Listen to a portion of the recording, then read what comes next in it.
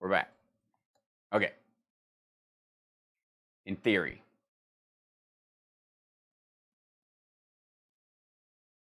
Might happen, yeah. Let's see. Welcome, everybody. How is everybody doing? Welcome to the post show. We're all stars now in the post show. All right.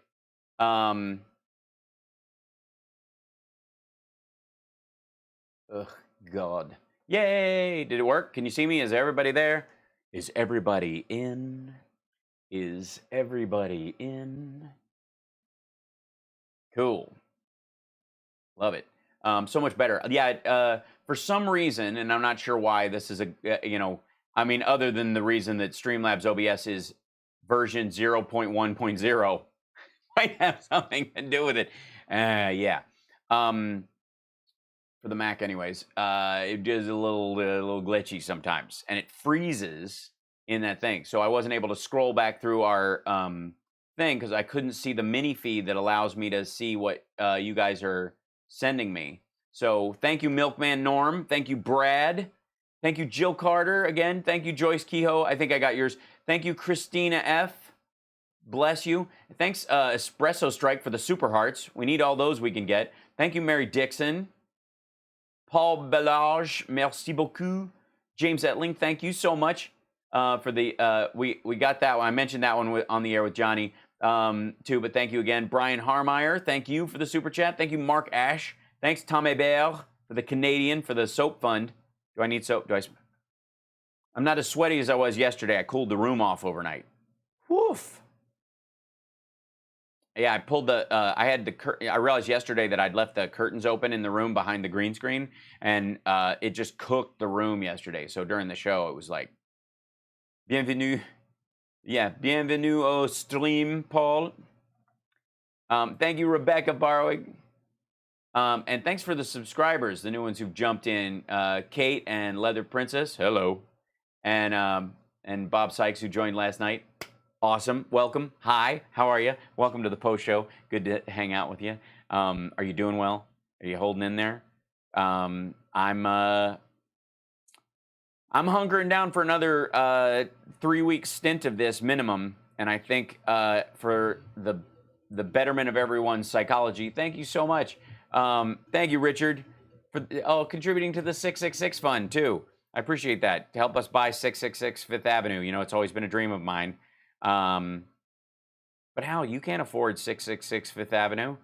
I know. Neither could Jared Kushner, and it didn't stop him.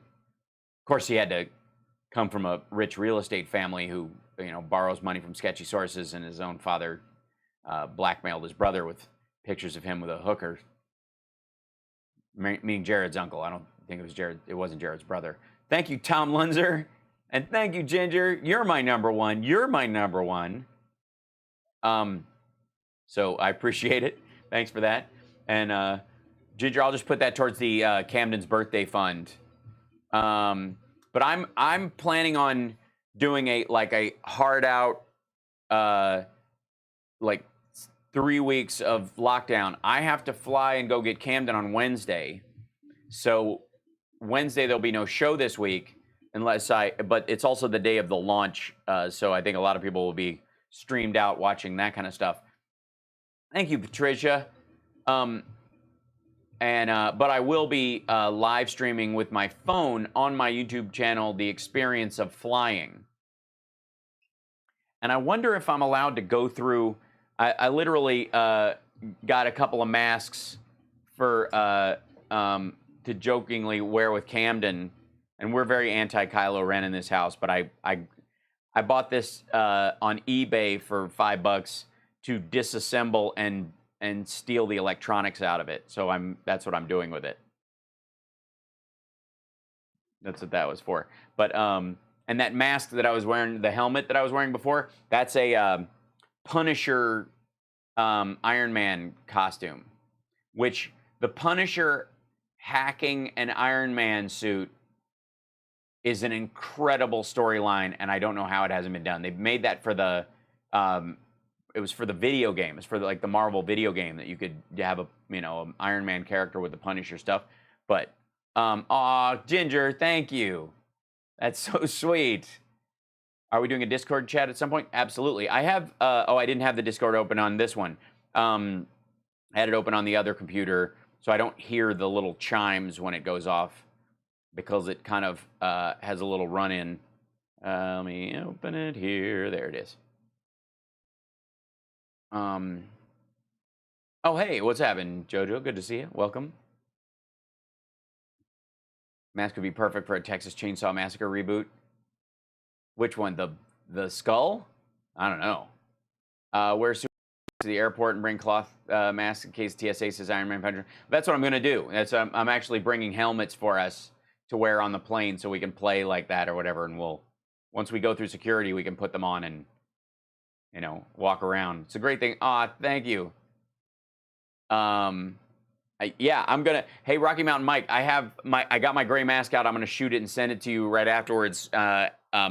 Outside the house, but I'll also I think I'm gonna shoot it with the helmet, take it off, and have the mask underneath. I think I might do that. If that works for you, let me know.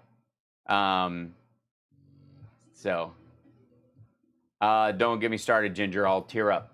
But yes, as am I. Let's see. Mellow Marley Mood. Nice. Thank you. Welcome back. How are you? Good to see you. How's everybody hanging? Are you guys doing okay? Let me know. Thank you, Amy. Get a Groucho mask. That's Mark's mask. That's great. Oh, and to help Camden buy it. Thanks, Richard. Yeah, I'm going to have to leave it to him, right? As long as we can get rid of the death tax. But I've got good genes, so I plan to live forever, so... the new logo makes me think you're streaming from a Holiday Inn. Oh, my name? That's funny. Oh, thanks. That's good. I have streamed from multiple Holiday Inns. You know that. Do I know what happened to Phil Buckman? No.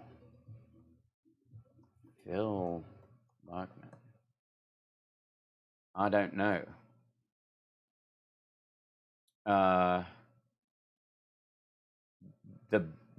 The bass player for Fuel?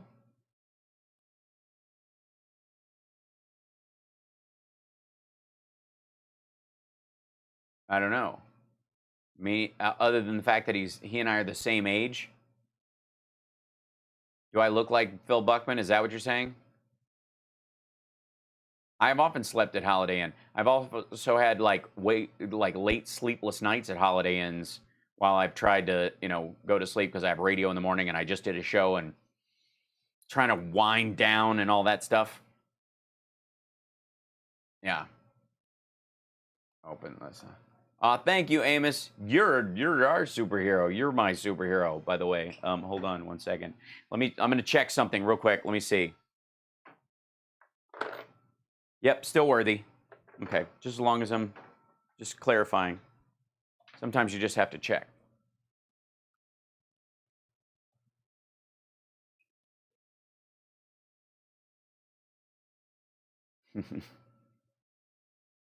Thank you, Rob. I appreciate that. I had my youngest here for last week after a month, and dude, it's so good. Thanks, Ginger. That's right. I knew it. Right. Don't get Thor about it. I never get Thor. Thank you, you guys. Yeah, is that the Phil Buckman you were talking about, though? I don't know who is, when you're asking about that.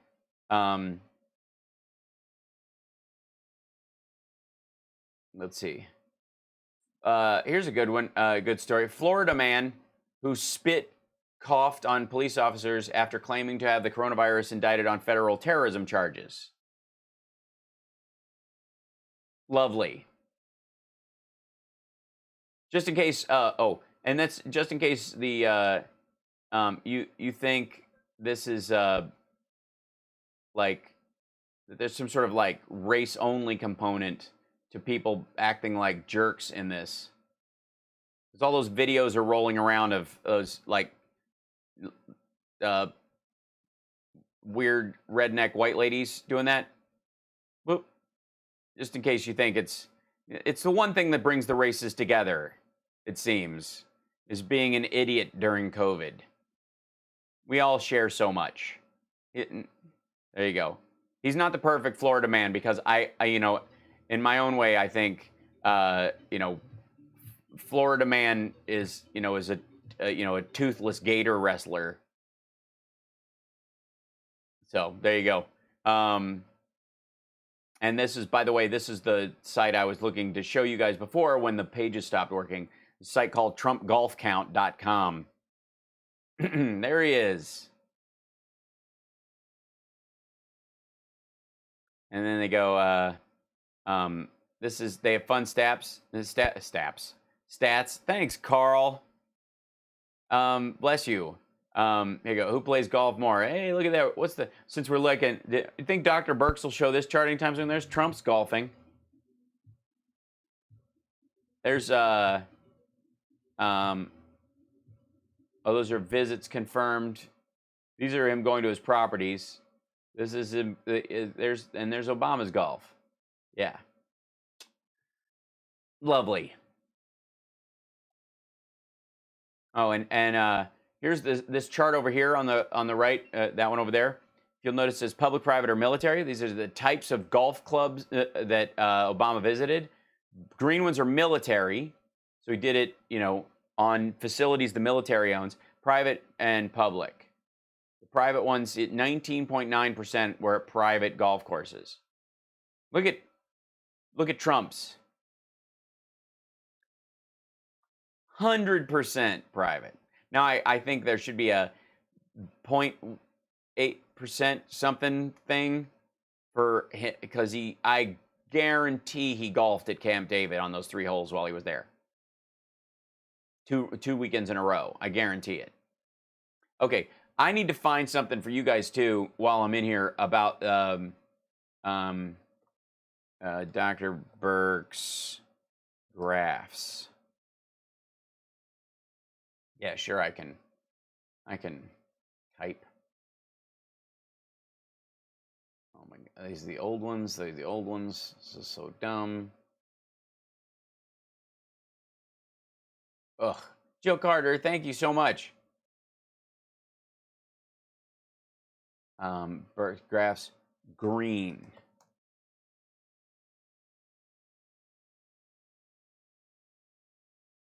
Yeah, they don't have any. I can't find any pictures up without having to go back through the video of it. Yeah. We talked about it yesterday, so I'll isolate the chunk that I did on her graph stuff from the long stream yesterday and post it.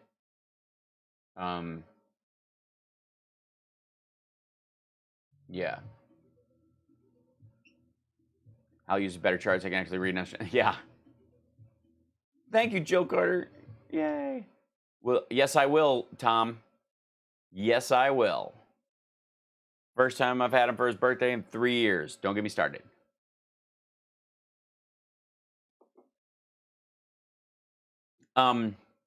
Richard McNeil says, is it my imagination, are they covering more crazy women at the rallies? Or they just cover more of them because they're the weirdest and craziest ones? Yes, it's exactly the same reason they go viral. It's that's news where people videotape people when they're being jerks. Most people start after an exchange has happened, though. So I have learned more and more, even when, and this includes like Ahmaud Arbery and stuff, because they've just arrested the dude who videotaped the Ahmaud Arbery killing. That all those videos, when they come out, if I feel my heart leap in a positive sense or a negative sense, or I go, it's good somebody's showing this, or it's terrible that someone's showing something, I immediately now, and I wonder how you guys feel about this. I have tapped the brakes so much, and it may be just residual from Jussie Smollett. Although many of you know, to be completely frank, I didn't buy it, but watching it work its way through the public interpretation of it, how people reacted to it, how they started, when people started backing away from it, who thought it was real, who thought it wasn't, as that shifted. I recognize that a lot of us are arriving We're like Donnie in The Big Lebowski. It's like you're like a child who wanders in the middle of a movie without a dude, you know, across this line. You do not. And dude, thank you so much, Natalie. I'm looking forward to see Cameron on your stream, and he's here. We share the same birthday month. Yes.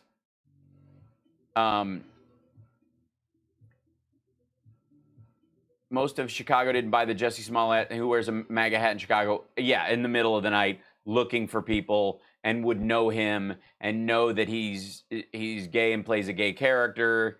Like, yeah, I mean, again, a perfect storm of bullshit. But I have just learned, like, one of the things that you keep hearing about the Trump, in the Trump era, is how many bots are boosting stories. And there was just a story, and I a lot of you doubt my binary, and I don't know why that is. But in the there was a story that came out, and I'll scroll back and find it, but it was like 50% of the, yeah, I'll find it. 50% of the accounts that are boosting the people to come out for those gatherings, are bots. Yeah, roughly half the Twitter accounts pushing to reopen America are bots, researchers have found. This is from Business Insider. It's not yet clear who's behind the surge in bot activity or whether they're originating from the U.S. or abroad. Spoiler alert, Russian, Macedonian, Chinese, and Saudi. I'm going to go with a good mix of that crowd. And they're originating abroad. So, yeah, but roughly half of them. Yeah, they pushed the Tara Reade story. They pushed all this stuff. They're going to boost the hell out of all this stuff. So anytime a story comes up that I feel like is baiting me in one direction or another, I automatically tap the brakes now. I mean, I think it's good. It's a good general policy to do your own research as soon as you see something like that. When a video is posted online, especially, and they're like, this shows this, they're saying, this is a video that shows this, and there's a longer form of it somewhere, go watch that first, then go through with it. It doesn't mean that it's that they're lying or that you don't end up believing it. It's just that I have now this reticence to tap the brakes. Steve's one of our bots. I don't know what you're talking about. So that's one of my issues with it. So I just do that as a general rule, because I will not have my own empathy and caring for my fellow man weaponized against me or neutered later because somebody goes, well, you believe anything, that kind of stuff. Hey, Hal, do you think the OAN reporter question about Obama wiretapping was a plant for the slide presentation on Obamagate? I think they're in line. I know they talk. I mean, there's the pictures of Trump hanging out with her. So I absolutely think, I don't know how much I would call it coordination as much as they're just, shooting the same crap and coming up with something that, works together. But there you go. That's the, so again, I lean more towards, like, even on a conspiratorial level, I believe that certain business people and royal families and stuff over history have conspired for their own good against their own people, or against, what their own people think they want, all kinds of stuff like that. Most of the time it's baseline control and power. It's not some sort of weird alien conspiracy with the Rothschilds and and the Rockefellers and that kind of stuff. Once you start getting into that, I'm like, they have dumb kids too. Like there's a George W. in every one of those families. There's a Paris Hilton. There's a, in all of those. So I'm much more reticent about conspiracy theories than I was, say, in my 20s.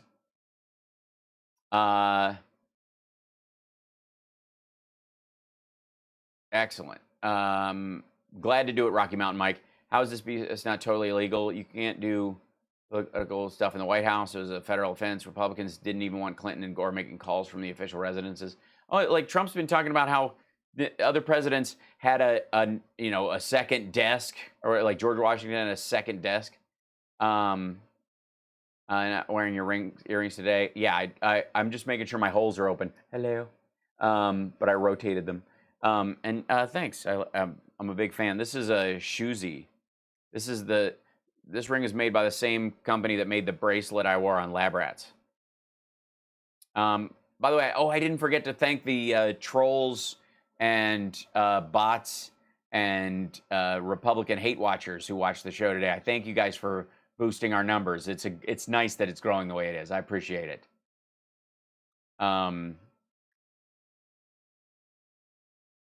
Yeah, don't and when you see them in there, guys, don't engage. I'm just saying.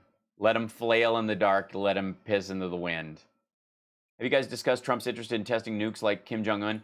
No, I did not bring that up in the show. I had where is it? Here it is. I had the article open because I was going to discuss it, but then we had callers and yada, yada, yada. This is President Donald Trump's administration has discussed holding the first U.S. nuclear test since 1992 as a potential warning to Russia and China.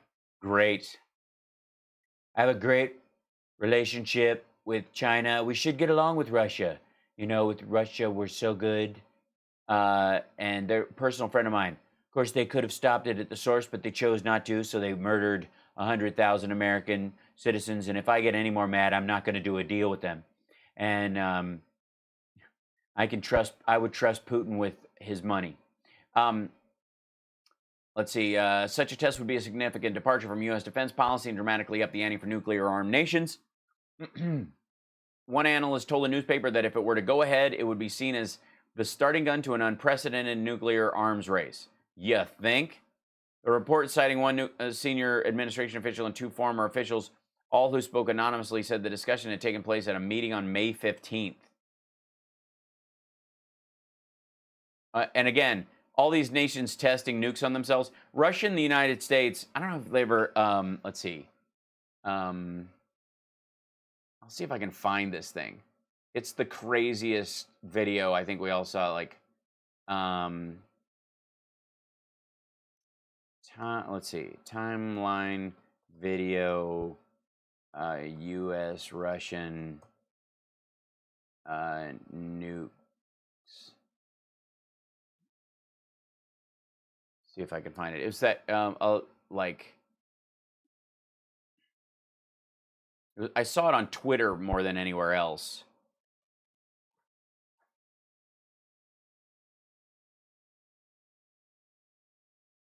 Let's see. Is this it? It's really short. I'll find it. I got to dig it up. It might be like I originally saw it on Twitter, but it basically shows the timeline of as we were testing nukes. Let's see. Let's see. U.S. Russia nuke test timeline GIF.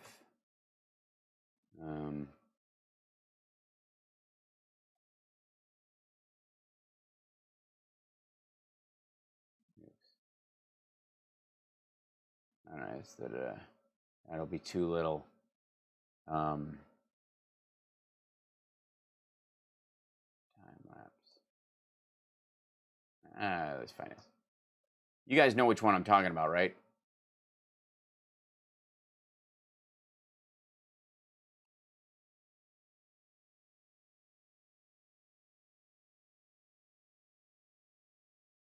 I'll find it.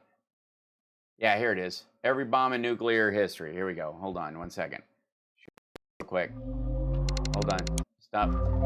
Don't play yet. Ooh, it's loud too. It's good. Here you go. So this is what I was talking about. This is a since 1945 in all the nuclear tests and who fired them over on the globe since 1945.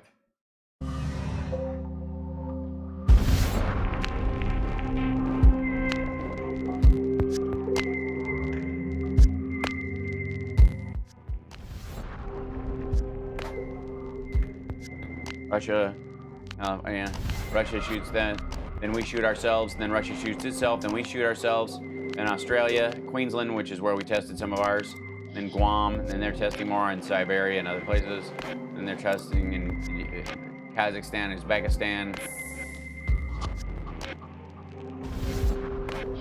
Africa, North Africa, there you go.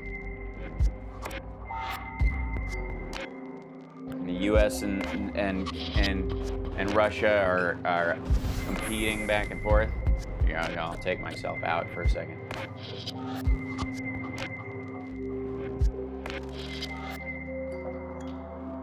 That's it.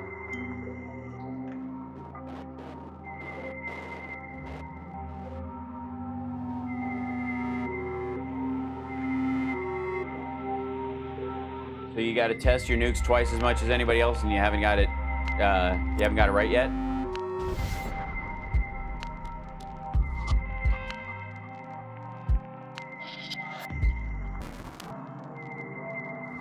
I was 7. I was 8 years old. I was Camden's age. That's what happened when I was Camden's age.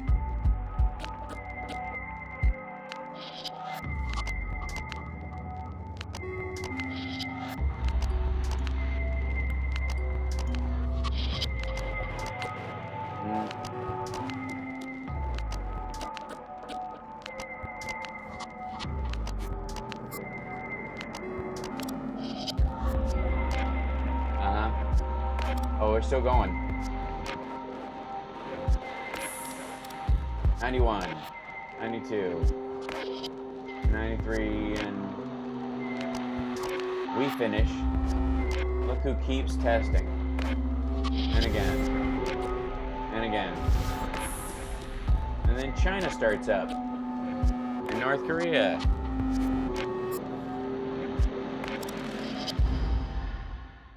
Uh-huh. So that should give you some, let's see, indication. So we spent most of the Cold War, as you know, U.S. and Russia spent most of the Cold War. Oh, did I stop it too much, or yeah? Oh, I didn't show it. I'm sorry. Hold on 1 second. I will show it. This part, because it went to the. That was.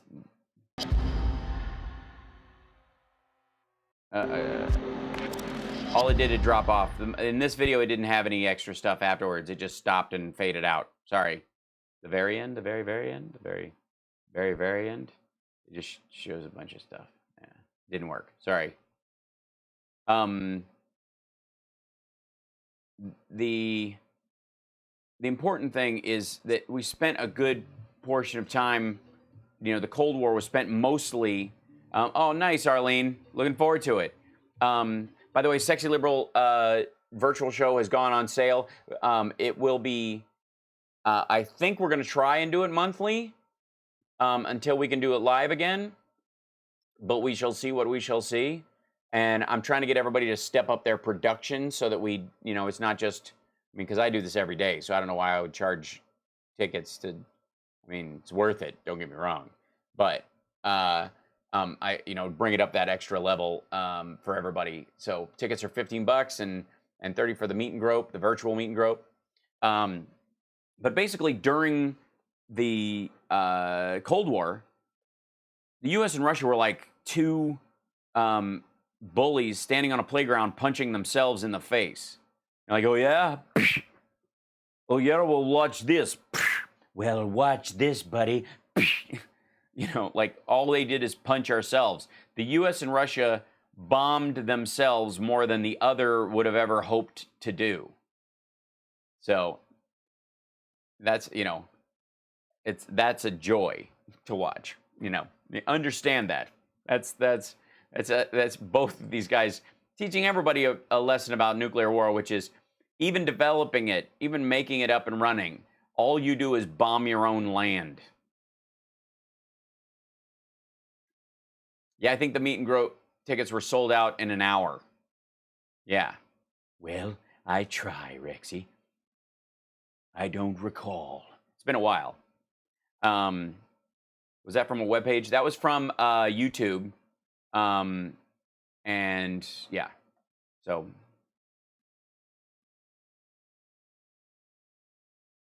good God. Yeah, I mean, the idea that they want to start testing again, like, what part of the United States? We're going to bomb America first. What's he going to do? Where's he going to? Guam? Where is it? Where are they going to? Arizona, Nevada? Which state does he think he's going to lose in the election that he wants to set off a nuclear bomb in? And the ocean? Are we at the point where most of the American people are cool with us blowing up nuclear bombs in the ocean just for shits and giggles?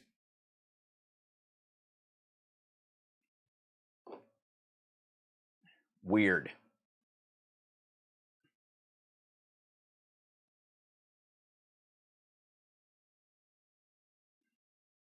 Let's see. I'm scrolling back through. How scared should we truly be given all the circumstances? A second COVID wave in the fall, November. Let me charge finish. Reasonably so, Christina. I don't think the shortage aspect will be a problem because we have an overabundance. So even when we cut what we have in half, we'll have a bunch left over. But boy, will we be looking back at when farmers were plowing under crops and milk was being poured out and meat was being destroyed, at how this president handled things. If we end up having shortages in the fall. I mean, honestly.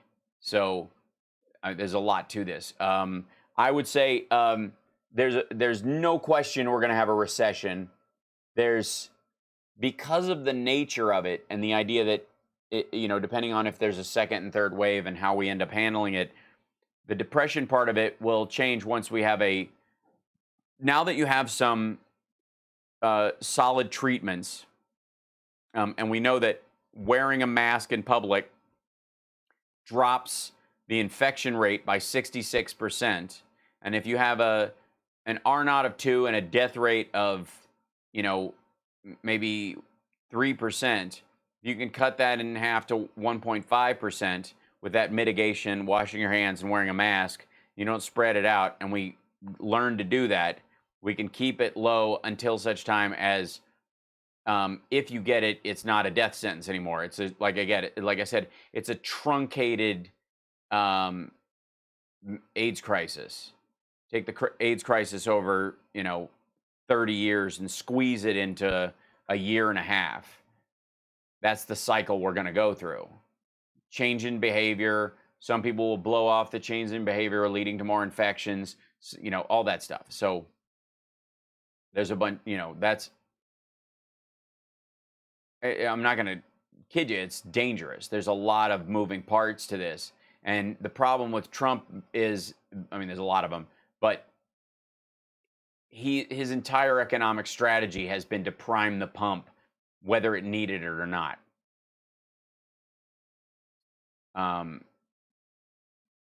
That's when you've run out of fuel to prime the pump, or you flood the engine essentially, and then it locks up. That's the problem. Trump is now trying to flood the engine by putting sugar in the tank.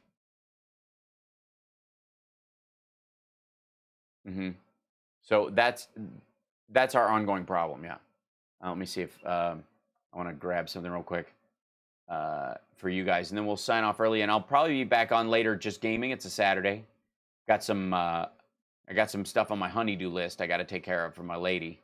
But I do want to drop in on a couple of things. Let's see. Let's do a quick. So in our social. let's drop in on Dr. John Campbell real quick and talk about like the new social distancing rules and all that kind of stuff and how to apply them. Video of the nuclear detonation history. Oh, thank you. I'll pull it back up in a second. Excellent. Yeah, it won't drop in there. I think you can. Maybe. I don't know. Give it a shot. But I'll show it in a second. At least one cow apart, 6 feet or 7 feet or 2 meters apart. So just imagine there's a cow in between you and the next person. And if I always do that, by the way. I don't know about you, but I always imagine a cow between us, just because cows are big, you know, doughy-eyed, peaceful outside. animals. And by the way, Amy Wright, oftentimes there is a cow between you and another person. That's interesting. Hopefully you should be fine. And thank you to Lisa, I think in Virginia. I feel like I'll be fine. And I'm concerned about the guy. Oops, I turned myself off. That's funny. I'm very concerned about the guy. Where did I go? Oh, is it in front of me? Where'd it go? Oh, I did turn it off. There we go. I'm concerned about this guy when that guy does something to that cow. That concerns me. I mean, unless it turns out Cenk Uygur was right. So for sending that in. Welcome. It's Friday the. You've never seen a cow? I never saw a cow. Cows are they're serious animals. 22nd of May. Now, the Centre for Disease Control in the United States has just released some new guidelines on how this disease spread. Yeah. Spit on a pinwheel hat and run into Piggly Wiggly, I think was one of them. And I was reading some newspaper headlines and it looked a bit confusing. I was kind of getting a bit of mixed messages from the newspaper headlines and the TV headlines. You think? To be fair, the Centre for Disease Control hasn't done itself many favours in this pandemic in terms of public relations, and it certainly dropped the ball once or twice. Mm-hmm. So what I did was, rather than read the newspaper headlines, I went straight to the Centre for Disease Control site. And when you get there, you find the materials are really quite superb. Absolutely world-class material written by world-class experts. Left over from it's the just Obama a pity that the administration. message seems to get a bit lost in translation somewhere from the Centre for Disease Control. Now, that's not to say they didn't drop the ball on testing. They certainly did. But let's look at this because it's actually very good. Now, throughout, to be fair, the Centre for Disease Control are saying that, you know, this is a new virus. There's things we don't know. This is subject to change, but this is the state of play so far. This is the current knowledge we have. That's why I felt it's important to bring it to you, to clarify these basic principles that everyone in the world right now needs to understand. Yes. So I went on to, I've gone on to that one again. That's the wrong one. Yeah, there are no cows on the CDC website so far. But a very good post. We have not ruled it out. That's not PewDiePie. We want to look at this one, don't we? These are the notes, right? Get out here. So, Centre for Disease Control, how COVID-19 spreads. And go directly to the website rather than going through intermediate press releases, I think is part of the moral of this story, really. So they're saying the virus spreads mainly through person-to-person transmission. This is the main driver of transmission. Yeah, so like so let me get this straight. So like when somebody who may be symptomatic or asymptomatic or just doesn't care, like coughs on or spits in the face of another person, something like that. One person to another. So most infections are going from me as an infected person to you as a non-infected person, and not going via some intermediate thing, which we call a fomite. It's straight person to person. Bloody fomites. He's an anti-fomite. I knew it. Between people who are in close contact with one another within about 6 feet or 2 meters. So that's where most spread is taking sexually transmitted. I knew it. Place. Now, to be fair, this social distance, this 2 meters or 6-7 feet, I think it's okay if you're outside, because outside is well ventilated. And when you're breathing outside, the virus is greatly diluted very quickly. Because someone's probably not going to get infected if they just get a few of these viruses. The likelihood of getting infected and how sick you get depends on the viral load. So you're going to need which is very important, and why a lot of healthcare workers die from it is because they're getting it from people who are producing a tremendous amount of virus particles and releasing it. Whereas people who have come in minor contact with it, that may be why asymptomatic spread is is so rampant in this, is because if you get very little of this virus, it's not strong enough to propagate itself. Your body fights it off fairly quickly, and you develop antibodies and you're done. But if you get a huge dose of it, it overwhelms your system. Certain amount of viruses to cause the infection.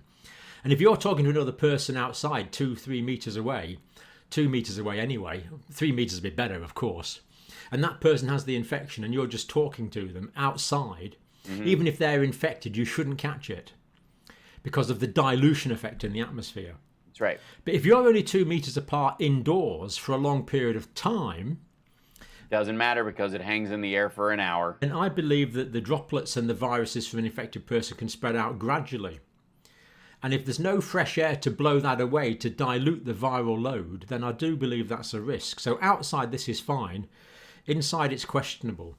And there's a lot of... Also, inside environment is perfect for the preservation of the virus. Outside is a little, depending on where you are, less optimal. I won't say it will get rid of it, but Trump seemed to be all excited about sunlight and humidity killing it, forgetting that inside office buildings, 70, 75 degrees, 20% humidity, the virus can last as long as it can. That's its perfect environment. That's most office buildings, malls, and places like that. Cases of people contracting the virus just by being in the same room as other people. The closer they are, the more likely they are to catch it. But it also depends on how long you're there as well. So being outdoors 2 meters is fine. Being indoors, I believe it very much depends on the quality of the ventilation and the air systems, as we've looked at quite a lot recently. So the Centre for Disease Control go on through respiratory droplets produced when an infected... I love his keynote presentation, which is taking a piece of paper. It's like watching a teacher do an overhead projector. ...person coughs, sneezes, or talks. So again, we know this. So breathing will give out some of the virus, but if you talk, it's going to give out more. It's going to give out more. It's going to go even further. And if you then if you spit specifically into someone's eyeball, it's definitely going to be worse. It's going to go even further than that. Further than that. But talking to someone, especially indoors, is enough to catch the virus. There we go. It's very simple, but nicely clarified by the Centre for Disease Control. Right. Absolutely vital to know about. You cannot be talking to other people, this is the gross part, especially indoors, unless you're at least 2 meters away from them. And even indoors, I'm not happy with that because it depends how well ventilated it is. Now, these droplets from the infected person can land in the mouth or nose of people who are nearby, possibly be inhaled into the lungs. In other words, you spit into the mouth of the people you're talking to when they go, You're like, look, in a minute now, JFK Jr. is going to land in a gold helicopter on the White House lawn in Pizzagate. And you're going, asshole, you're on my foot. And then their droplets get in your mouth. Infection goes from my mucous membranes as an infected person in my droplets through the air into your mucous membranes. And trust me, you do not want... It's like the end of brain candy. My droplets in your mucous membranes if I don't. Infected. So keep your droplets out of my mucous membranes is the saying, isn't it? It is. It's catchy. It's almost as good as Transition to Greatness, but not quite as good. So it's direct person to person. And as well as that, they emphasise, as we know, COVID-19 may be spread by people who are not showing infection because of the pre-symptomatic and the asymptomatic. So again, quite useful clarification there. The virus is spreading very easily. Now, this was interesting. Very easily. And sustainably. In other words, there's chains of transmission from person to person. And it's spreading more effectively than influenza. So it's easier to catch COVID-19 from an infected person than it is to catch influenza from it. And also, you don't catch influenza unless somebody's showing symptoms. So symptomatic to symptomatic, that's one thing. But asymptomatic and symptomatic to symptomatic, influenza is still, you see what I'm saying? Infected person. And the big difference is people can be shedding the COVID-19 virus when they're feeling absolutely fine. That basically is why we have a pandemic. That's been the main driver of transmission. That's why I have this little track mark. So far, so good. Nice to have the clarification. Antibody test. Particularly new there from the Centre for Disease Control. Now, this is where their messages got a bit confused, I think. If you actually read what they say, it's absolutely spot on, but you've got to go back to the original source, really. Because what the newspapers have picked up on... I mean, don't listen to Kayleigh McEnany explain it? ...is the virus does not spread readily in other ways. And that's not... People don't know what asymptomatic means. I mean, I think people are learning, but I think you're right. I think when you start using medical terms too quickly and people haven't had a chance to, like it's... For most people, it's like... You can catch it from people who don't know they have it. We'll go, well, yeah, I guess so, whatever, because they think they have the flu. You can catch it from someone who has no symptoms. They don't know they have it. They're spreading it around. Obviously, asymptomatic is like a shorter form of that, but a lot of people don't want to have the conversation, so they're hoping you catch up or they catch up, Really what the Centre for Disease Control... It's Kayleigh. ...is saying. What they're saying is the main driver of... Is it Richard Custer? I'll trust you. Patreons assemble! Transmission is respiratory direct person to person. Mouth spitting. That's the main drive. Gotcha. Don't get your mucus droplets in my mucous membranes.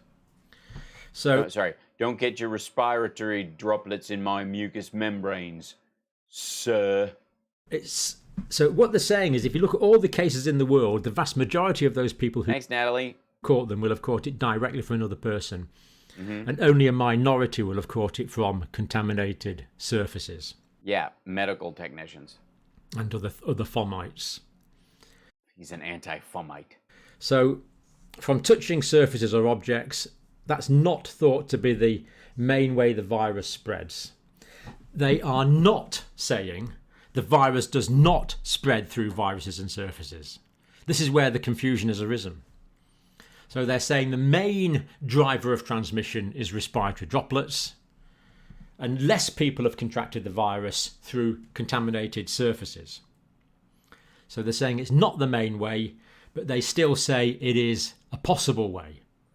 It just doesn't account for most cases in the world, is what they're saying. Yeah, so can you see why the message has been sort of misinterpreted? It's only been like 3 toilet lickers. By quite a few people, really. It was it's an easy message to misinterpret, but it's actually an accurate... Totally. Scientific. I've been... Scientifically accurate based on what we have at the moment. Now, just to bear in mind, we've looked at this paper once or twice. The New England Journal of Medicine said the virus can live. Now, when we say live, what we mean is...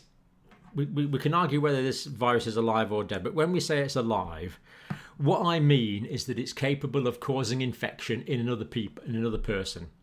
So as far as I'm concerned, the virus is alive if it can get into my mucous membranes and infect me. That's how I define a live virus, able to cause active infection. And this is the case. Oh, so if a strain of the virus has had had a vasectomy, then it's not alive? Is that what you're saying? With surfaces. So the virus is live, able to cause infection. Oh, Hal Vickery, you got the antibody test too? For 4 yeah, they're not. hours on copper, 24 hours on cardboard, and up to 2 to 3 days on plastic and stainless steel. So there you go, it can live for days. Mm-hmm. And another group of surfaces, which is particularly a problem, are surfaces around about public toilets. Well, there goes my afternoon. Now, quite a lot of people are going to the beach because it's a nice weekend. And in the States... By the way, this might be the single reason why I chose to fly to get Cam and not drive, because of our experience by the narrowing of the number of toilets that would be used in the process. In Brazil, people are going to the beach. Not so much of a problem in its own right, but all those people need to go to the toilet on a fairly regular basis. And there are people in that crowd that are infected. So if you're separated 2, 3, 4, 5 meters, sunning yourself on a beach from someone else, you're not going to get infected from them. Because even if they are infected, the dilution of the viral load outside is not going to infect you. It's not going to be a sufficient infective viral load. Unless they loogie, like, and they got good aim. But if you share a toilet with them, that's a different matter. Because the virus can be excreted in stools, probably in urine, and their breath will be been found in semen, just saying. Contaminating taps and things like that. So you're going to share a loo. Toilets are particularly dirty surfaces. So what concerns me about people going out again is not so much people going out, not so much travelling on their own bikes or even in their own family cars to get somewhere and then being spread out when they get there. I don't want to go out. I don't want to stay in. What really concerns me is when they do come together and toileting is one of those things. So that's something to seriously... Toileting. I want to revive that name, that word, toileting. Excuse me. Pardon me. I have to go. I'm toileting. Bear in mind. And of course, the longer the virus will survive on a surface depends on the temperature, how long it will survive. So at 5 degrees centigrade, it could last for a lot longer. It could last for a week rather than 2 to 3 days. Mm-hmm. So 2 to 3 days is at moderate temperatures. As the temperature goes up, the time of the virus lives for will go down. Mm-hmm. So 5 degrees centigrade is probably the peak time for viral survival. But at moderate temperatures, the virus can survive for 2 to 3 days on plastic and stainless steel. That means if someone's coughed on it, you touch it, it gets onto your hands. It does not go through the skin in your hands, but it can go to your mucous membranes when you touch your face. So again, the CDC are not saying this is not the case. They are agreeing with this. It's just the way they've said it has been open to a bit of misinterpretation, which is unfortunate because there are superb materials there.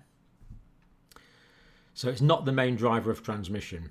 Obviously, the copper kills it in 4 hours, so that's why everybody's selling copper masks. Now, they do answer a couple now. of other interesting questions. What about from animals to people?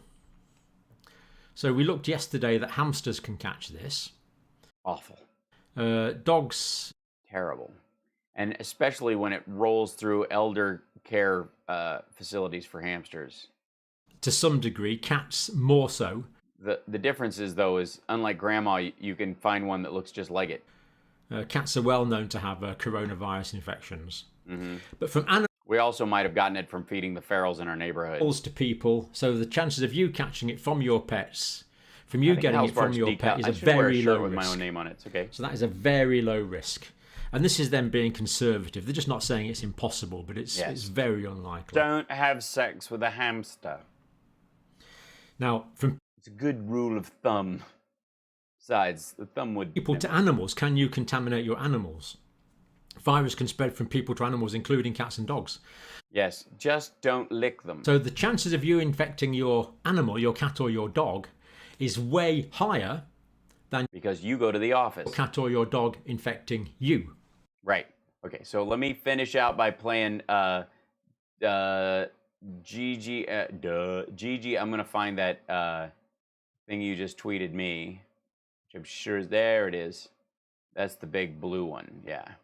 Let me see. I'll open it in YouTube. Not on that page.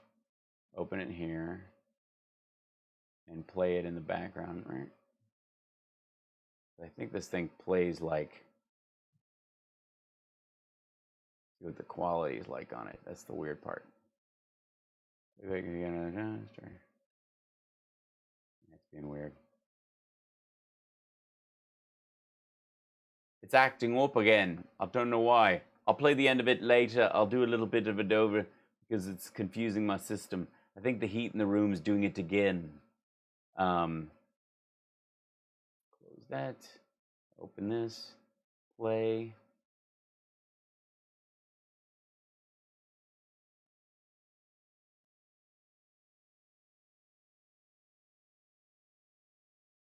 Yeah. It doesn't want to play. It's annoying. Okay, I'll figure it out at some point. I'm going to sign off and let my computer cool down because it's noon already. So, but yeah, so I just thought I'd drop that in as far as the guideline stuff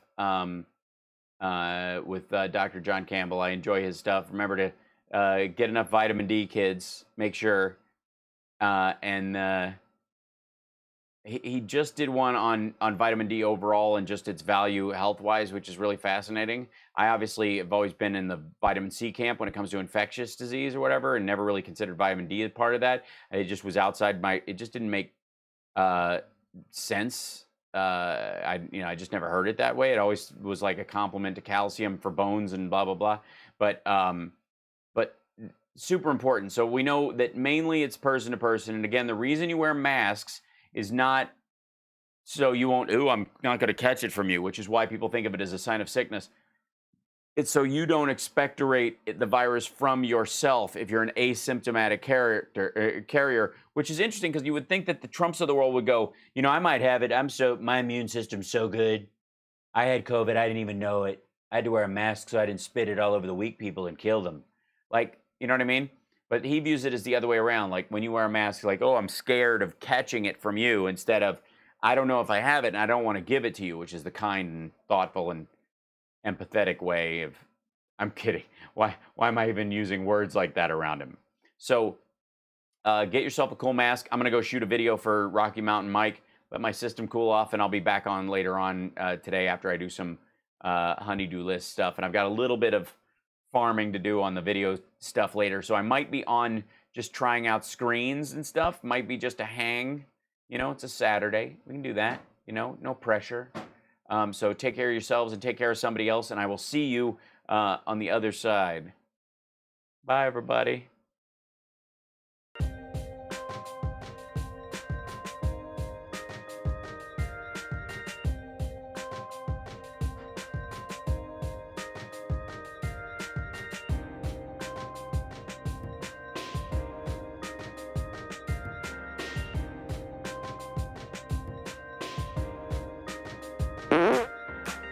Moon River. And when you say per capita, this little per capita is just like per capita relative to what? You have nobody guarding your potatoes. We're honored to have with us today our amazing Vice President Mike Pence and his wonderful wife Karen. What do you say we cut the chit chat? A-hole. Just looking around here, I can tell you're a genuinely dirty person. I never thought anybody could forget so much so fast without a severe blow to the head. Man's got to know his limitations. We need you. Hell, I need you. I'm a mess without you. I miss you so damn much. I miss being with you. I miss being near you. I miss your laugh. I miss your scent. I miss your musk. When this all gets sorted out, I think you and me should get an apartment together. I gotta barbecue your ass in molasses.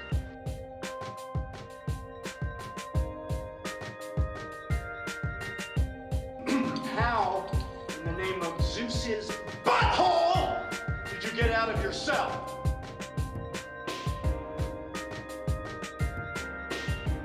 Just follow the money. Am I getting through to you? Over!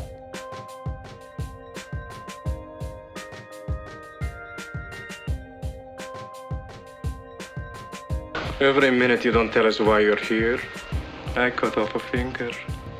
Mine or yours? Yours. Damn.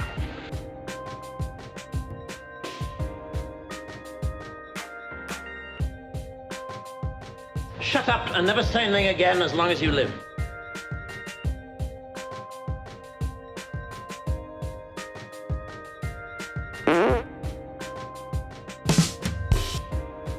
Drop your shorts and bend over, Mr. LeBar.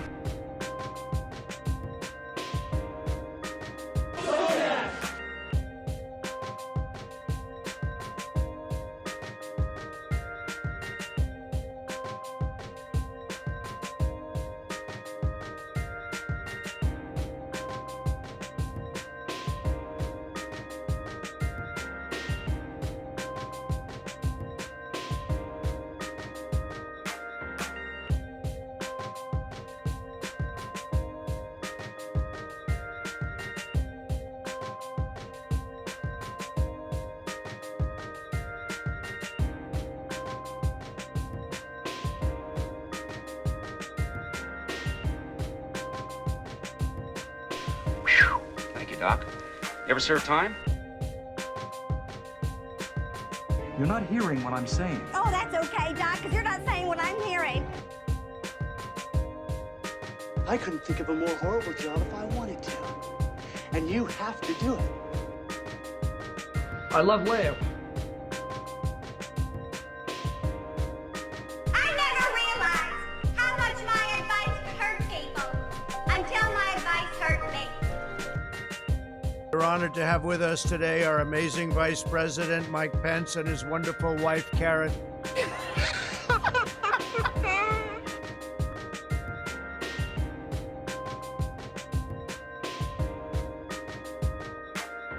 And you know, when you say per capita, this name per capita is just like per capita relative to what? Moon River.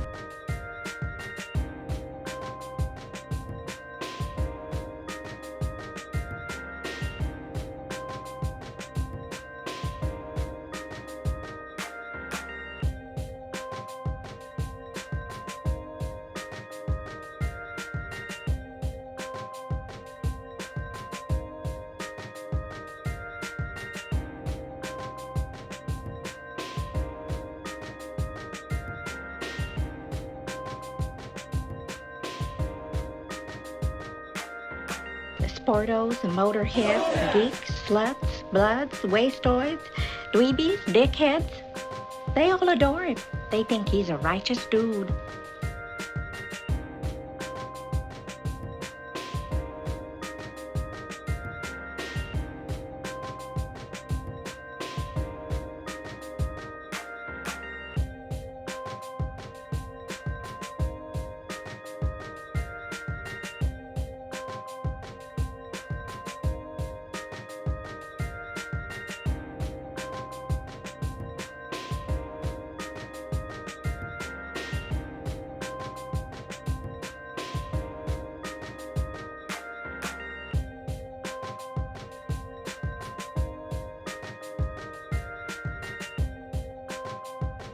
I'm a dude playing a dude disguised as another dude.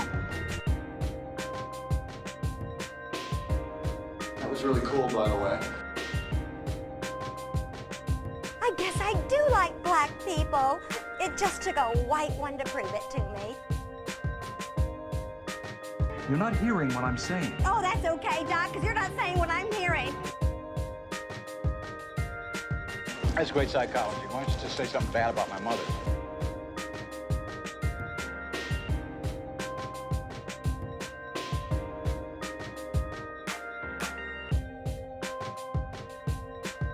Once it was reluctantly aroused. It was hard to get it aroused, and it is hard to get it aroused, but we got it aroused.